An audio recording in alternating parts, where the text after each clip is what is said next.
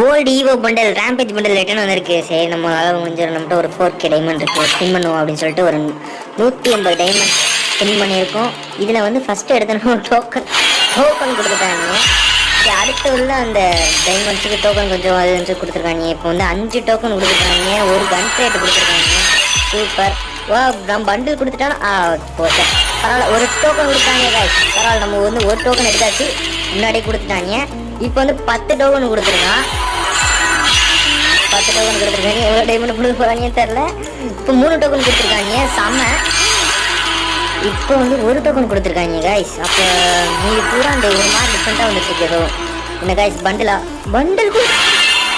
Guys 630-80 diamonds நமக்கு பண்டிலே டேரெக்டாக கொடுத்துட்டாங்க காய்ஸ். பண்டில் கொடுத்துட்டான், செம்மையாக இருக்கு. முன்னாடியே கொடுத்துட்டான். இந்த மாதிரி லக்கு நானே எதிர்பார்க்கல காய்ஸ், செம்ம. இன்னைக்கு சரியான லக்கு. இதில் வந்து என்னன்னா ஃபிஸ்ட் ஸ்கின்னு டெசர்ட்டிக் கொடுத்துருக்காங்க, ஸ்கைப் ஸ்கின்னு லூட் பாக்ஸ் கொடுத்துருக்காங்க. அப்புறம் பண்டில் 5 டோக்கன் எடுத்தா சூப்பரான நல்ல பண்டில் தான். எனக்கு வந்து 600 டே சரியான ஒர்த்து. ஆனால் அந்த ஃபிஸ்ட்டு செம்மையாக இருக்குது காய்ஸ், நல்லா இருந்துச்சு. ஃபிஸ்ட் நல்லா இருந்துச்சு, எடுக்கலாமா அப்படின்னு தோணுச்சு. ஆனால் இருக்கிற டைம் இருந்துட்டு போகிறேன்னு சொல்லிட்டு மிஸ் பண்ணல. ஓகே காய்ஸ், நாளைக்கு நம்ம சந்திப்போம். பாய்.